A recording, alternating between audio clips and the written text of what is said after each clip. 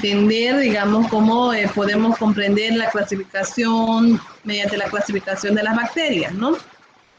Entonces, las bacterias en sí, para empezar, vamos a clasificarlas de acuerdo primero por su forma, para poder entender mejor, mucho mejor, ¿no? Vamos a clasificarlas por su forma. Según la forma de bacterias, tenemos 4 maneras de clasificarla, que es de formas bacilares, ¿ya? La clasificamos a las bacterias según las formas bacilares, como pueden ser que pueden estar en forma de, o también dicen en forma de bastones, o pueden ser en forma de, como le dicen, barras, ¿no? De esa manera es una de las primeras formas que podemos identificar, digamos, una de las formas de las bacterias, ¿no? Que son las formas bacilares. ¿Qué bacterias se presentan en esta forma? Hay bacterias como usted, tanto gram positivas y como gram negativas, ¿ya? Que se pueden ver, podemos presenciar este tipo de bacterias de formas bacilares. Ejemplo, como la bacteria Escherichia coli. Esta bacteria Escherichia coli es una bacteria que tiene de forma bacilar. Esta bacteria es común cuando hay infecciones urinarias, o tal vez es más frecuente también en una mujer embarazada, la causa común de una infección urinaria o por una infección intestinal, igual que la salmonella, ¿no? Entonces, ¿a quién no le ha dado la salmonelosis? Entonces, se dan cuenta, han tenido una forma de bacteria de forma bacilar, o forma de barra, o forma de bastón, son otros términos que también se utilizan, ¿no? Estas bacterias, la Escherichia coli y la salmonella, son bacterias gram negativas.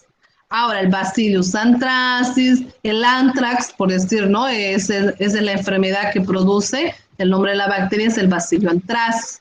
Entonces, el Clostridium, igual, porque el Clostridium tetanic, no es el tétano, entonces son bacterias de formas bacilares, ¿no? Como pueden observar, pero esta diferencia de esta y con la otra son gram positivas, ¿no? Entonces, como pueden ver, se ve mucho mejor en esta imagen, como en caso de la Escherichia coli, se ven que son bien, ¿no? En formas bacilares. Hay otra forma también de poder clasificarlas a las bacterias, ¿no? Seguimos en la clasificación de forma. La otra forma de bacteria son las esferas, ¿no? Tenemos las esferas. La clasificación de las bacterias por esferas, o también circulares, o redondas, como también le llamamos, son las bacterias más comunes, los estáfilos, los estreptococos, ¿no? Por decir, los estafilococcus ya son bacterias que tienden ellas a estar agrupadas, ¿ya? Como pueden ver aquí, o en algunas bibliografías van a encontrar, están en forma de racim. Ellas siempre están en forma agrupada, nunca están solas, o sea, están aglomeradas, o en forma de racimo de uva, ¿no? Ahora, los estreptococos igual son de formas circulares, esta bacteria igual son formas circulares, solo que esta bacteria son más ordenadas que los estafilococos. Esta bacteria tiende a estar lo que es en forma de cadena, ¿no? Podemos ver aquí en forma de cadenita, entonces ellas están así, de parejita, o de parejita que también se le llaman diplococos, ¿ya? Pero entonces estas bacterias comunes, digamos, que causa, a ver, el estreptococo, a ver, neumonía es una enfermedad que causa neumonía, ¿no? Entonces son de forma, su forma de esta bacteria son circulares, que en el microscopio se observan en formas de cadena. Hay otra forma bacteriana que le llamamos las formas espirales. Las formas espirales son aquellas bacterias, como el caso, son pocas comunes, no son tan comunes de poder conocerlas. Estas bacterias son como las treponemas, la borrelia, son los últimos temas que vamos a avanzar en clase ya. Entonces son, como bien dice, ¿no? Espiral, su forma es de forma espiral. Si se dan cuenta, es una espiral, ¿no? Las espiroquetas, ¿no? Es otra bacteria que tiende a tener esta forma, ¿no? Bien, Hasta aquí hemos visto según la clasificación, según su forma. Entonces, ¿cuántas formas hemos dicho que podemos observar en la bacteria? ¿Alguien me puede decir? 3 formas. Cuatro. 4 ¿Cuáles formas. son? 3. A ver, menciónenme cuáles son esas formas.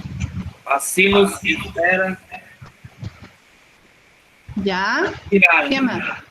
Espiral. Espirales. Ya. Los cocos, los circulares, ¿no es cierto? Ahora, también dentro de los cocos podemos encontrar los diplococos. ¿Se acuerdan que les dije diplococos, no es cierto? En caso de los estreptos, a veces andan en parejita. Entonces, es otra enfermedad, los neumococos, por decir. Los neumococos tienen la característica de estar en forma de diplococos. Pueden ver diplo porque tienen dos, no hay dónde, ¿no? Aquí vemos los estreptos que están en cadenita, los estáfilos que están aglomeradas o en forma de rastro, ¿no? Estos son los cocos. De manera general, a eso le llamamos cocos circulares, ¿no? Los espirilos, podemos ver, son los espiroquetos. Y las bacilares, ¿no? Los vibriones. También hay bacterias flageladas. ¿Cuáles son aquellas bacterias que son flageladas? Las que tienen flagelos.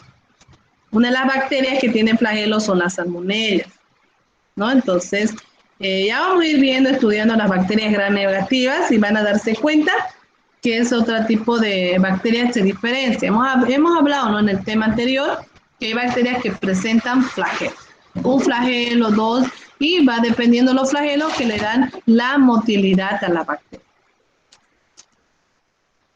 Bien, Doutora, hasta ¿sí? o que causa a pessoa ter bactéria cocos? Cocos, ¿qué causa?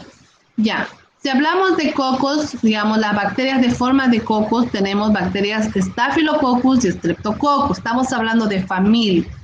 Ahora, si decimos qué causa los estafilococos causan una infinidad de enfermedades.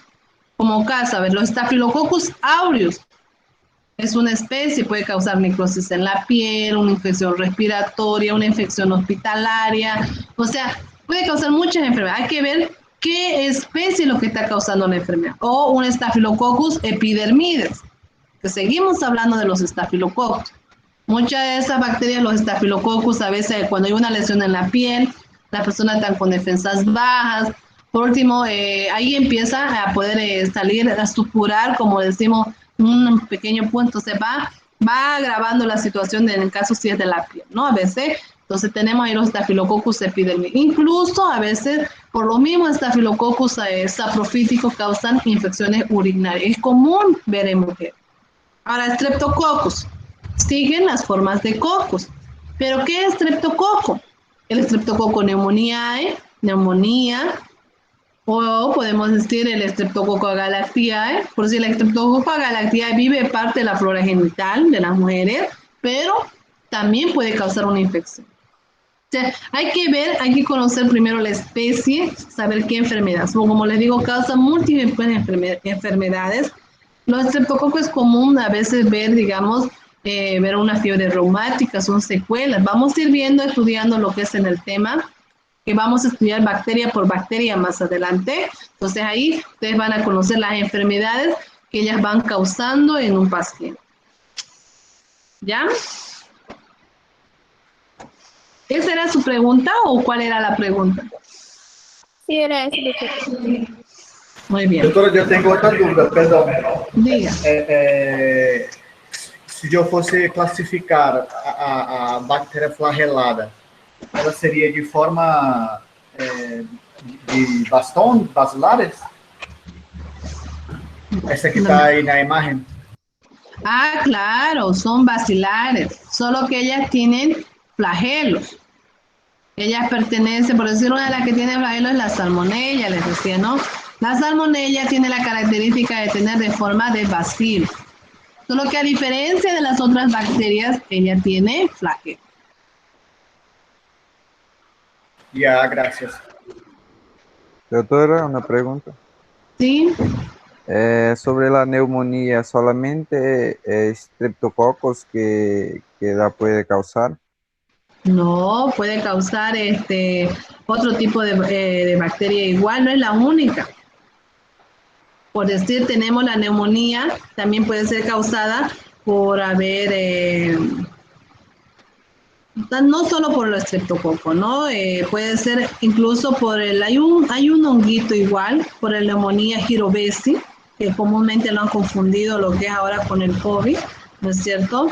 También puede causar la Klebsiella pneumoniae, que es una bacteria bastante agresiva y se ha visto bastante resistencia a lo que es ¿cómo se llama? Los antimicrobianos. Entonces, puede causar también lo que es una neumonía, solo que hay mayor relevancia clínica incluso en toda, o sea, incluso afecta bastante a los pulmones, ¿no? Son bacterias gram negativas igual a Klebsiella, pertenecen dentro de la familia enterobacterias, ¿no? Entonces también puede causar. Incluso unas pseudomonas aeruginosas igual. Estas pseudomonas aeruginosas son bacterias hospitalarias nosocomiales, entonces muchas veces afecta bastante a los niños, a los bebés, a los neonatos, ¿no? Entonces, ¿qué es lo que pasa? Los neonatos no tienen bien maduros los pulmoncitos, a veces va causando lo que es una infección pulmonar. Igual. O sea, no es la única bacteria, ¿no? Puede causar un staph, ya vamos a ir viendo, como les digo, vamos a ir conociendo cuáles son aquellas bacterias que causan diferentes tipos de enfermedades.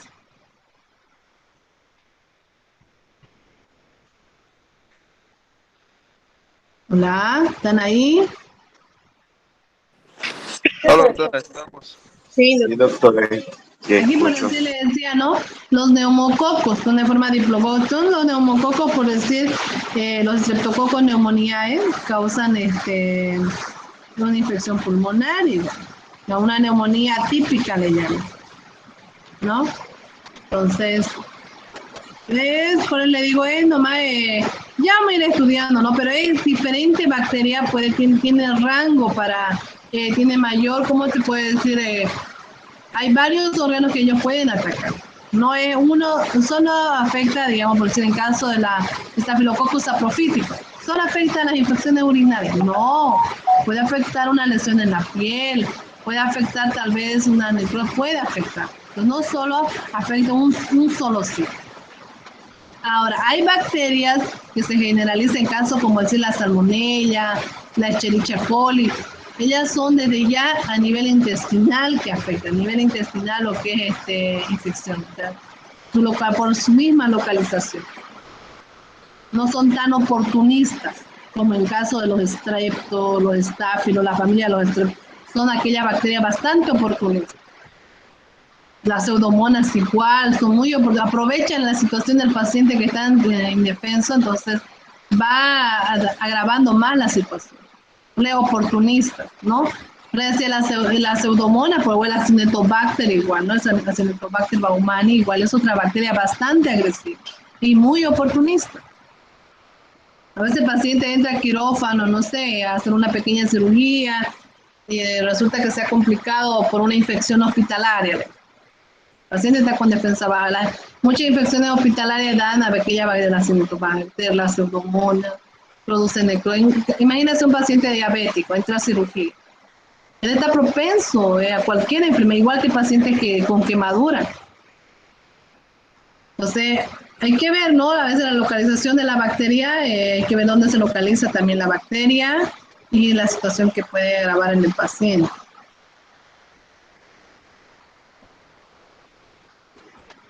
Hola, ¿están ahí? Sí, doctora, estamos escuchando. sim, doutora. Estamos acá, doctora, pero su audio está Sí, picotando un poquito. Para mi internet, no sé si es mi internet. Está muy bajo, es la lluvia, está feo el internet, estoy con mi mega del celular. A ver. Bien, pero ¿me han escuchado bien, sí? ¿O tienen todavía, o no me escucharon bien? Dá para escutar, doutora. Está um pouco ruim, mas dá para escutar. Podemos continuar. Ya, continuemos. Bien, entonces hasta aquí hemos visto la clasificación de bacterias por su forma, ¿no es cierto? Hemos clasificado las bacterias por su forma. Ahora vamos a clasificar a las bacterias de acuerdo a su respiración. ¿Cómo clasificamos a la bacteria de acuerdo a su respiración? Clasificamos viendo aquellas bacterias que son bacterias aeróbicas, vemos aquellas bacterias que son anaeróbicos facultativos, vemos aquellas bacterias que son microaerófilas, que son aerotolerantes, ¿no? Entonces, de esta manera, ahora dirán ustedes, ¿a qué le llamamos bacterias aerobios obligados? Le llamamos a las bacterias aerobios obligados aquellas bacterias que tienen la capacidad de exigir para su metabolismo oxígeno, ¿ya? A esta bacteria le llamamos aerobios obligados, que ellas solo viven en presencia de oxígeno y ellas no pueden vivir en ausencia. Entonces, si nosotros les ponemos a estas bacterias en presencia, por decir, de dióxido de carbono, ¿no es cierto? Entonces ellas se mueren, ellas no les ayuda a su crecimiento bacteriano. Entonces ellas sí o sí deben tener oxígeno para ellas poder sobrevivir, ¿ya? O sea, ellas utilizan este oxígeno para su sobrevivencia, para su crecimiento, para su metabolismo, de ahí obtienen energía. Entonces, por eso se le llama aerobios obligados o también se les puede decir aerobios estrictos. ¿Ya? Bien. ¿Puede repetir la palabra, doctora? Ya. A los aerobios obligados también le podemos llamar aerobios estrictos. ¿Por qué? Porque estas bacterias son muy exigentes. Porque estas bacterias necesitan oxígeno para poder sobrevivir. Estas bacterias aeróbicas solo pueden utilizar oxígeno para su crecimiento. Entonces, estas bacterias no pueden vivir en otro ambiente. Esta bacteria necesita el oxígeno para su metabolismo, para su crecimiento, para obtener energía, ¿no? Entonces, por eso se le llama aerobios estrictos, bacterias aerobias. Entonces, la falta de oxígeno no pueden vivir. ¿Quedó claro ahí? ¿Me comprendieron? Sí, doctora. Sí, doctora. Ya. Sí, doctora. Ahora vamos a hablar a qué se conoce a los aerobios facultativos, o como también se le llama anaerobios facultativos. Hay bacterias aerobios facultativos, digamos, le decimos, aquellas bacterias que para su crecimiento pueden utilizar tanto el oxígeno, ¿ya? Como podemos decir, pueden utilizar el oxígeno, o bien la vía anaeróbica. ¿Cuál es la vía anaeróbica? La vía anaeróbica es que utilizan lo que es la presencia del dióxido de carbono, que eso lo utilizan para su fermentación, ¿no? Para obtener energía. En su mayoría, que hay bacterias que son más aeróbicas facultativas, se inclinan a vivir más en ambientes a ser más aeróbicas, diríamos. Como hay bacterias, como van a escuchar términos anaerobios facultativos, entonces se inclinan más a ser anaeróbicas. No sé si me dejo entender. ¿Me entendieron o no? Déjame entender. Sí. Repita novamente, doutora, por favor. Ya. No la voy a complicar. Tomemos en cuenta aeróbico facultativo o, como les decía, anaerobios facultativos. ¿Ya? Esos dos nombres. Puede ser aerobios o anaerobios. Estas bacterias que se denominan anaerobio facultativo o aerobios, ¿qué es lo que hacen? Estas bacterias pueden proliferarse, pueden crecer, ¿ya? Utilizando oxígeno como su aceptor, digamos, para que ellas puedan ayudar en su metabolismo. O como también no lo pueden utilizar, o también pueden vivir en una vida anaerobia.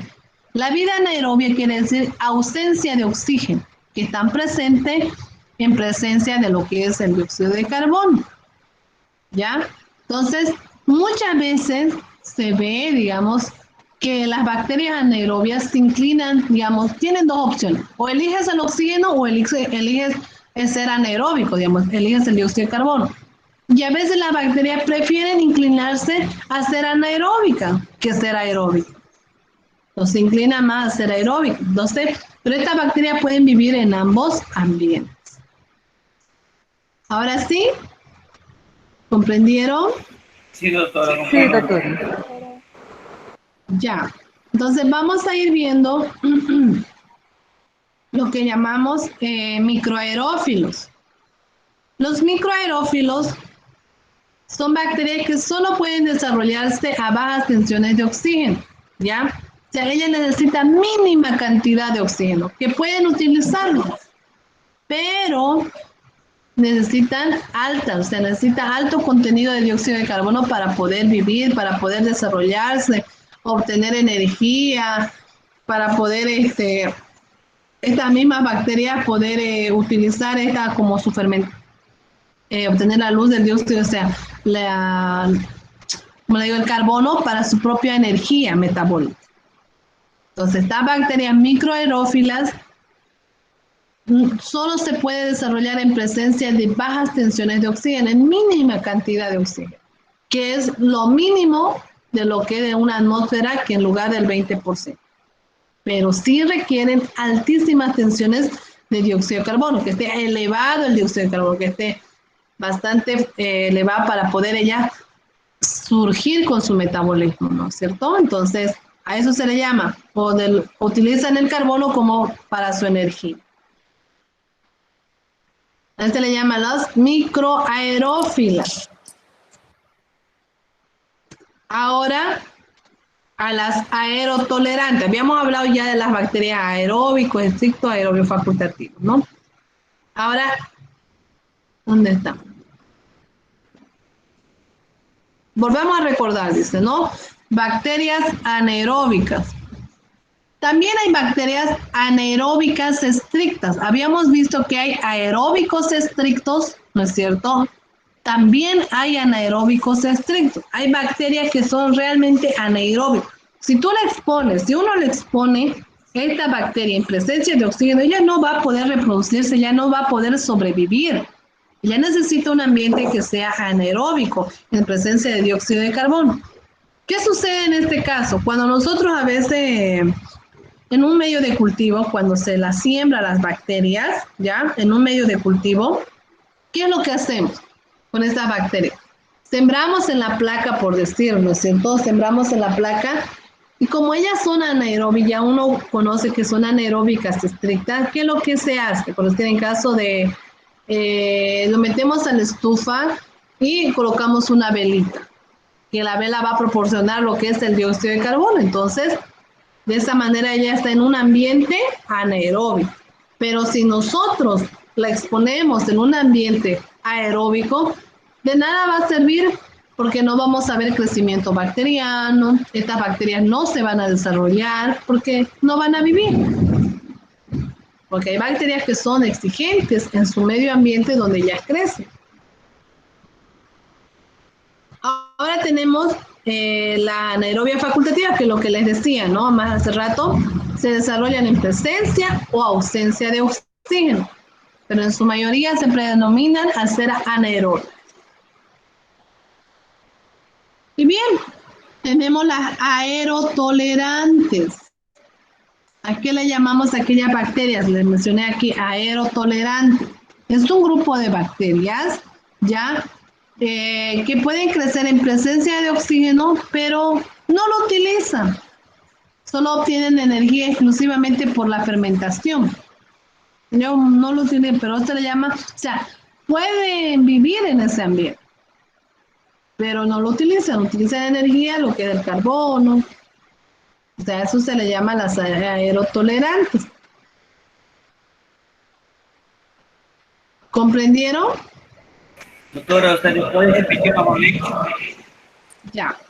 Las aerotolerantes decimos que son bacterias, un grupo de bacterias, que estas bacterias, como decir, necesitan para poder desarrollarse, para poder crecer, Ellas obtienen energía exclusivamente de la fermentación. Pero si se la expone en un ambiente con oxígeno, ellas la pueden tolerar, pueden crecer en presencia de oxígeno.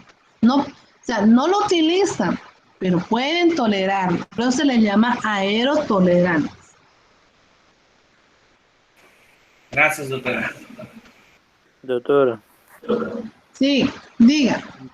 e qual é a diferença entre aerotolerantes e aeróbios facultativos? Ya, por decir, las aerotolerantes no lo utilizan el oxígeno. Son más inclinadas que ocupan fermentación para para su crecimiento. En cambio, los aerobios facultativos viven en ambos ambientes. Si ellos prefieren vivir en ambientes aeróbicos, no utilizan lo que es el oxígeno para su energía, para su metabolismo. Como en cambio, las aerotolerantes no las utilizan. Entendi. Bien, Doutora, ¿comprendieron? Entonces, sí. doutora, eu não compreendi bem o anaeróbios estritos. Elas vivem, como que é os estritos anaeróbios? Eu não entendi. Ya, los anaerobios estrictos nos referimos a aquellas bacterias, ya, que necesitan para poder crecer, son microorganismos, son bacterias, diríamos, que necesitan ambiente exclusivo en presencia de dióxido de carbono. Ellas no pueden estar, los anaerobios estrictos, en presencia de oxígeno, porque ellas no van a crecer. Ellas, para poder obtener su energía, para poder obtener el carbono, ¿no es cierto? Lo que lo obtienen a través de lo que es el dióxido de carbono, ellas necesitan obtener ese carbono para poder obtener su energía y seguir con su metabolismo bacteriano.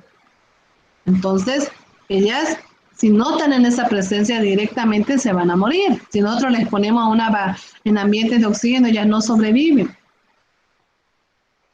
Agora eu compreendi, então. Os estritos, agora eu compreendi. Graças, doutora. Ok. Bien, entonces, a ver, repasemos. ¿Cómo clasificamos según su respiración a las bacterias? Bacterias aeróbicas, bacteria aerobia estricta y bacteria aerobia facultativa.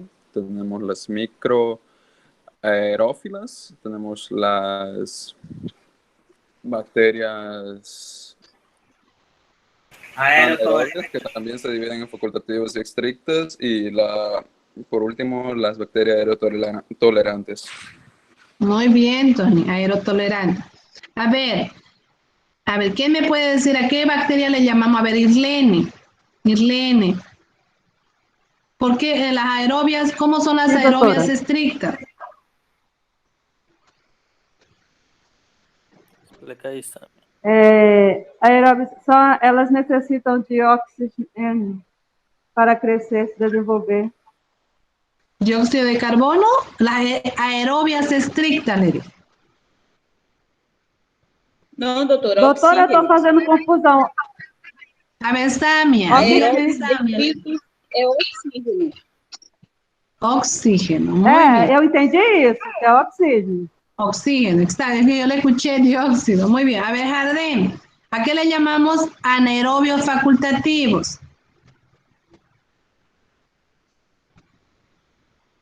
Jardín vino. Ela pode. Con las que se Das caducas pode crescer com oxígeno ou não? O facultativo. A doutora chamou Jardim Bino. Muy bien, bien. Parece que han entendido. Y las aerotolerantes, a ver, ¿quién? Renan Melo, a ver. ¿Está Renan? Doutora, elas não necessitam de oxígeno, elas não desenvolvem oxígeno. A ver, las aerotolerantes, les decía, ellas pueden pueden estar en presencia de oxígeno, pero no la utilizan. Ellas utilizan lo que es el dióxido de carbono. Ellas pueden vivir en esa presencia. Como decía su compañero, ¿cuál es la diferencia entonces de un anaerobio facultativo con aerotolerante? Que las aerotolerantes no lo utilizan, pero pueden vivir a pequeñas cantidades de oxígeno. En cambio, las anaerobias sí, eligen qué ambiente usar y en qué ambiente vivir y utilizan el ambiente que hayan elegido estable para su metabolismo, para su energía, que realmente requieren estas bacterias. Bien, jóvenes, bien. Vamos a clasificar las bacterias por su nutrición. También las bacterias, ya, las bacterias necesitan clasificarse, necesitan nutrientes para poder vivir. ¿Qué tipo de nutrientes? Entonces, si nosotros hablamos, decíamos que son organismos, microorganismos vivos, ¿no es cierto?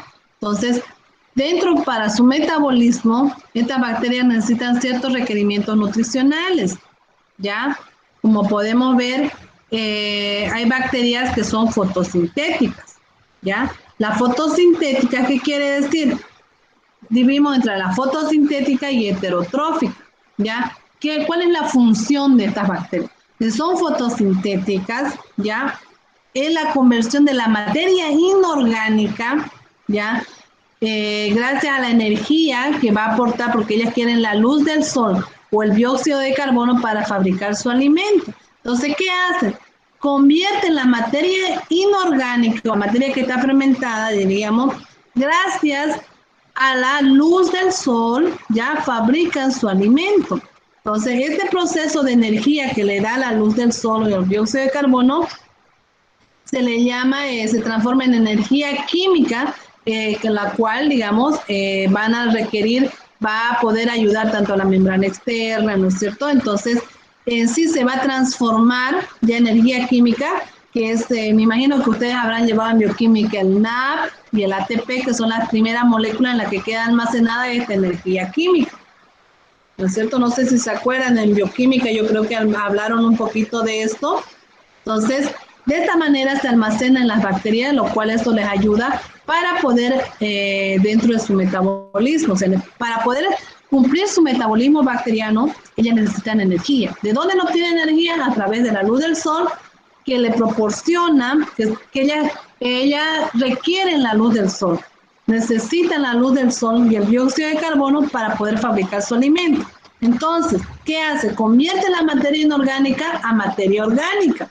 ¿Gracias a quién? A la luz del sol, que ya pueden hacer este procedimiento. ¿Y cuál es energía que ha sido convertida, no es cierto? Es energía química, que siendo el NAP y el ATP, son las primeras moléculas que van a quedar almacenadas dentro de esta bacteria.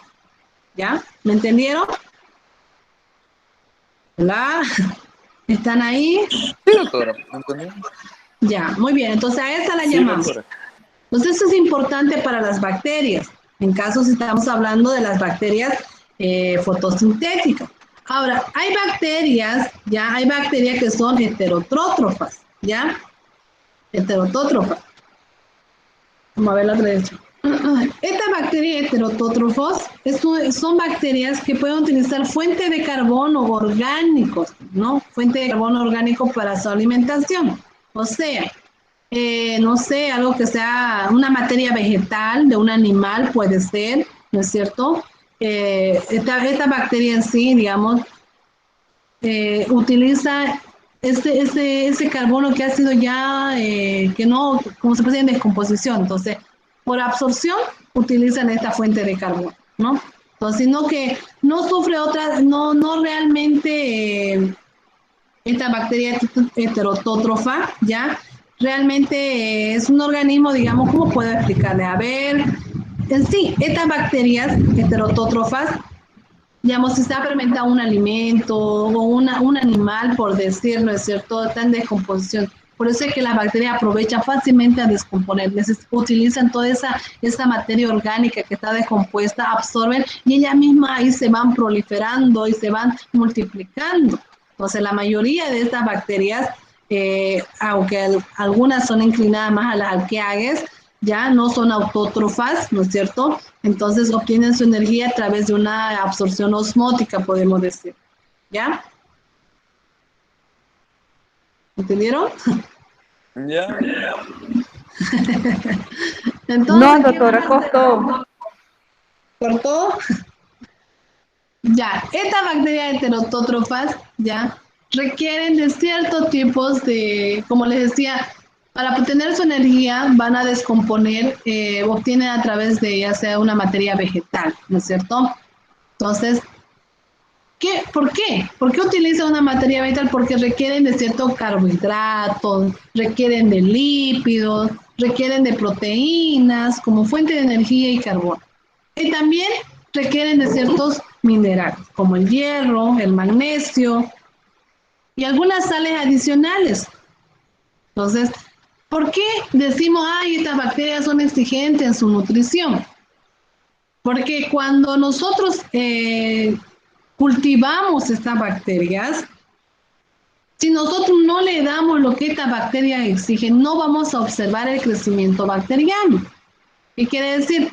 Por decir, digamos, en un medio de cultivo, hay diferentes medios de cultivo, medios agar chocolate, agar nutritivo. Entonces, el agar nutritivo, como dice el nombre, tiene todos los nutrientes necesarios. O sea, hay bacterias que son tan exigentes. Por decir, si nosotros sembramos una bacteria, ¿ya?, que es bastante exigente, pongamos de acuerdo a ver un estreptococo.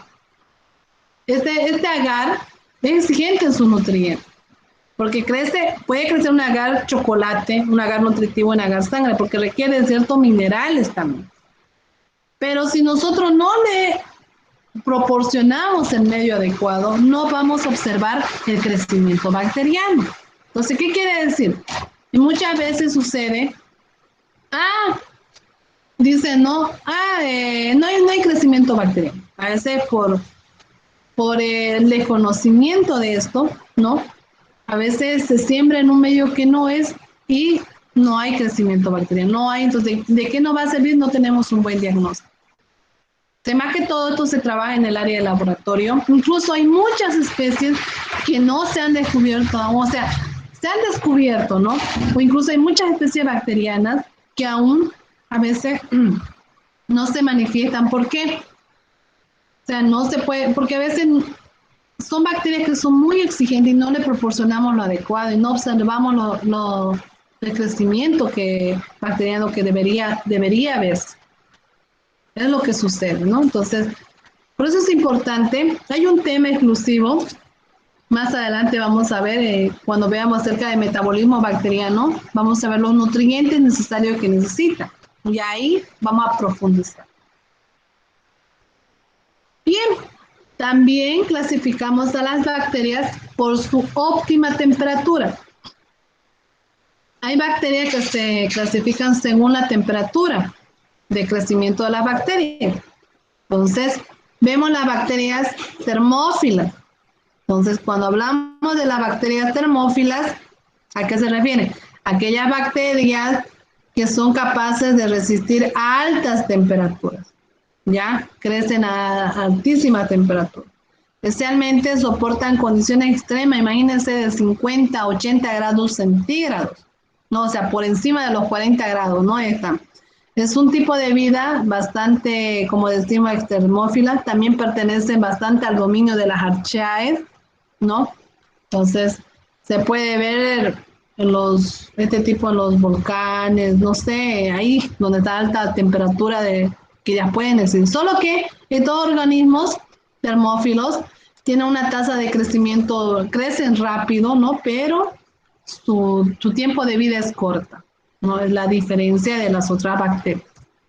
Pero no vamos a escuchar mucho, no vamos a ver las termófilas.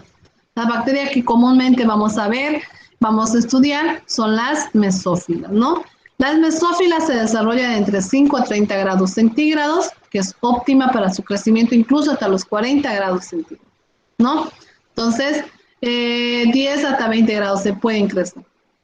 Les pregunto a ustedes, ¿a cuánto grado está de temperatura una persona normal? ¿Cuánto es la temperatura de una persona normal? 37 Até grados. 37. 36, 37, cierto, ¿no? 36, 37. Entonces, ¿será que estas bacterias mesófilas pueden alojarse en nuestro cuerpo. Não, doutora. Não, doutora. Também depende, eu creio que depende da região em específico, doutora. Porque temos regiões do corpo que talvez a temperatura seja favorável para a sua multiplicação ou recriação, doutora. Bien, depende del lugar, como dice su compañero. Por decir, mira, yo les comento, acá en Bolivia, en La Paz, ¿no es cierto? Que no sé si ustedes conocen Cochabamba, o cuando llega el sur, para no ir muy lejos. Si ustedes se miden la temperatura, yo he estado hasta con una temperatura, no he llegado a 34 grados, o sea, tanto era el frío, entonces llegamos a una temperatura, incluso una situación de hipotermia, se pueden alojarse estas bacterias, ¿no es cierto? Ahora, ellas se alojan en nuestro cuerpo, porque hay bacterias que viven parte de nuestra microbiota normal, tenemos, ¿no? Entonces hay alguna bacteria que pueden alojarse. Ahora, ¿cuándo denominamos cuando la bacteria está, digamos, está causando una enfermedad, una infección? ¿Qué es lo que hace? Nuestro organismo va reaccionando, nuestro sistema inmunológico reacciona, nuestros leucocitos están ahí, ¿no es cierto? Están en la plena lucha, ¿no? Entonces, ¿qué hace? Ahí empieza a mandar señales. ¿Y cuáles son las señales que nos mandan? Lo primero es una de las señales cuando hay una infección, ya sea viral, ya sea parasitario, ya sea una infección bacteriana, a veces es la fiebre. Fiebre, dolor de cabeza, ¿no es cierto? ¿A cuántos grados se denomina una persona con fiebre?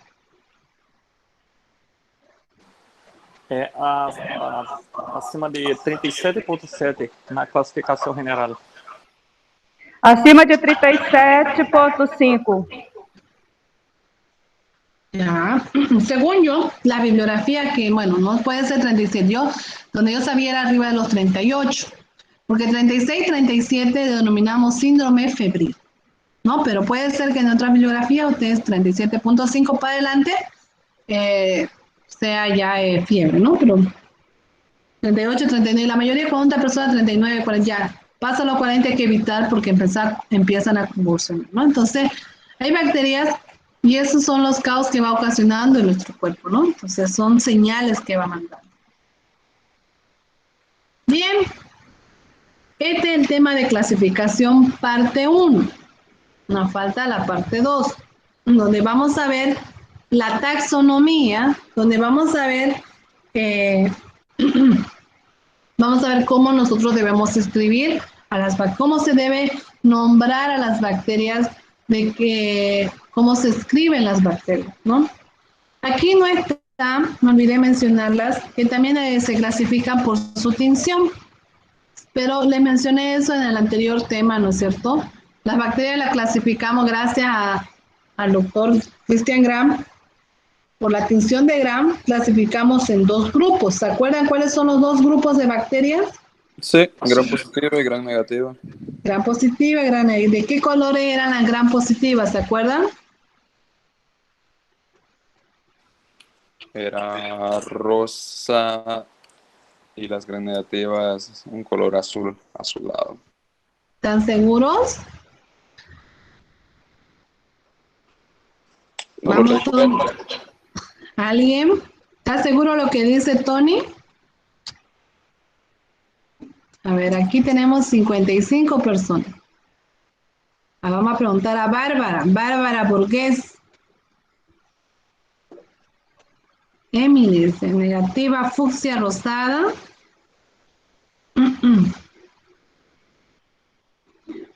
Se han olvidado, ¿no? Bueno, vamos a recordar.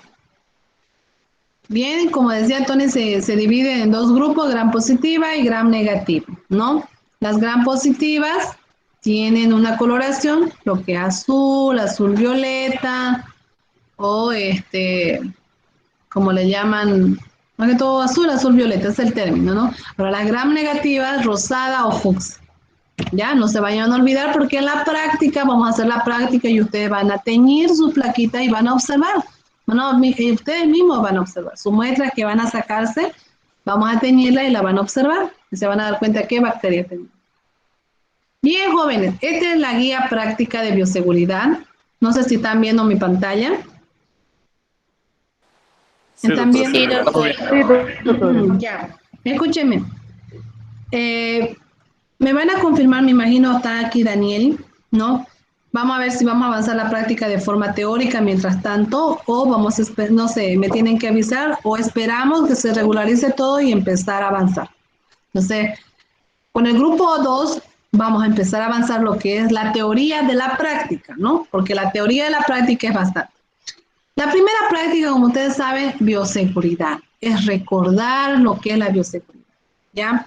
Se definen las normas, cuál va a ser el objetivo, definir normas, procedimiento de bioseguridad, de acuerdo a lo que es el área, ¿no?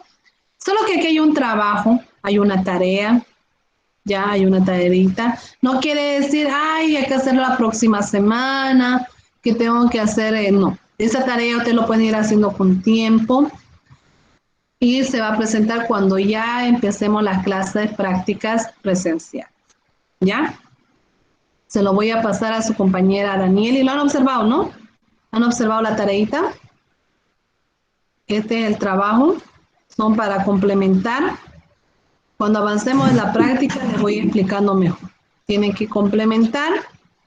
Y esto es para presentar cuando ya empiecen las prácticas presenciales. Ahí en la práctica me van a presentar.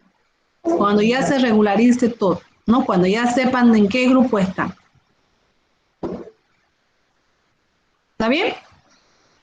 Solo una duda, doctora. Dígame, mi plataforma está un poco instable y no puedo mirar correctamente más. ¿Las grabaciones están subiendo? Las grabaciones, estoy subiéndola ahorita por decir, voy a terminar lo que es grabaciones, se las subo, los paso el link de la grabación y lo pueden mirar.